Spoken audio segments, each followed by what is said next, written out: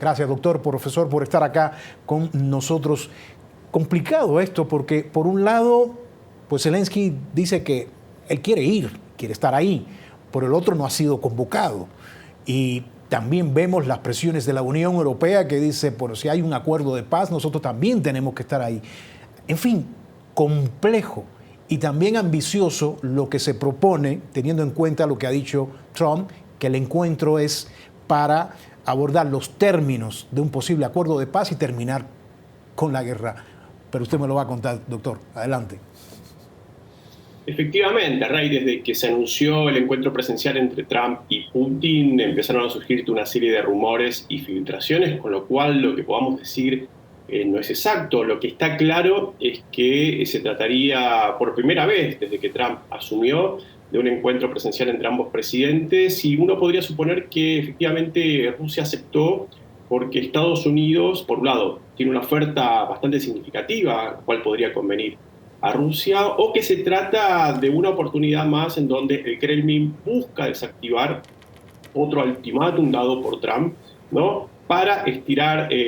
las conversaciones y sobre todo para ganar tiempo, ¿no? Recordemos que no es la primera vez que pasaría esto, ya pasó a lo largo de estos 7 meses de que Trump es presidente, que había prometido terminar la guerra en 24 horas, después en 100 días, después había puesto como ultimátum el 2 de septiembre, y el Kremlin ha tomado distintas acciones en ese sentido en marzo, en abril, donde lo que se buscó fue más que un acuerdo preciso, una mímica de la paz, podríamos decir. Ahora, doctor, ¿qué tan viable podría ser un acuerdo? ¿Podría salir de este encuentro un acuerdo, dada la complejidad, por un lado, la complejidad del conflicto ucraniano, pero también, y eso no hay que pasarlo por alto, en el entendido de que Zelensky se opone rotundamente a concesiones territoriales, que es parte de lo que, según dijo Trump, se podría incluir algunos intercambios de territorio? ¿Qué cree? Bueno, que Zelensky no sea invitado a la reunión o no pueda asistir habla del predominio que tiene la visión de Putin en este tipo de resolución, ya que Putin considera que él puede negociar únicamente con quien considera pares, en este caso de Trump, ¿no? En ese sentido es bastante notorio que no asista el presidente del país, el país cual está siendo invadido. Por otra parte, un acuerdo que considere efectivamente la paz debería contener varios puntos, entre ellos que Putin entienda que el costo de seguir la guerra es muchísimo mayor que el beneficio, que garantice sanciones para Rusia en el caso de que Rusia vuelva a invadir, y que Ucrania eventualmente pueda aceptar esa pérdida del territorio, pero a cambio de promesas de que Moscú no vuelva a invadir. Esto no parece estar hoy en las conversaciones, de modo que uno podría pensar que es bastante difícil que se llegue a un acuerdo de paz en el encuentro del viernes. Ahora, ¿qué consecuencias políticas tendría esto? Quizás el formato, hablando de si se da esta ausencia finalmente si se da esta ausencia del presidente Zelensky en la reunión de Alaska, o sea, consecuencias políticas a las que me refiero.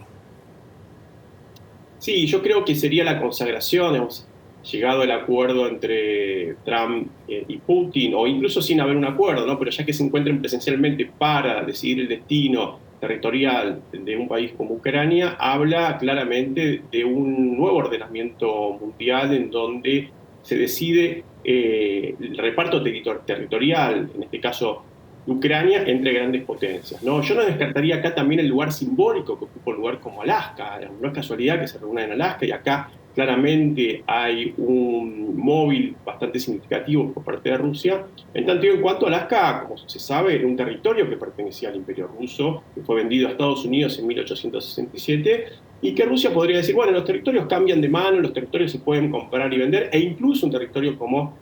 Alaska podría volver a Rusia, como está reclamando ahora Rusia respecto de Ucrania. Ahora, el papel que está jugando la Unión Europea, hablábamos hace unos momentos antes de entrar en esta entrevista, doctor, profesor Martín Baña, de lo que decía la Unión Europea, que ellos tienen que estar ahí y evidentemente están ejerciendo proceso para que finalmente se llegue a un acuerdo de paz duradero a partir de esta cumbre. Efectivamente, el objetivo principal de Europa, sobre todo si hay un aislamiento por parte de Estados Unidos, como estaría planteando Trump es tratar de garantizar para Europa un sistema de seguridad estable y seguro respecto de las eventuales acciones que podría llegar a hacer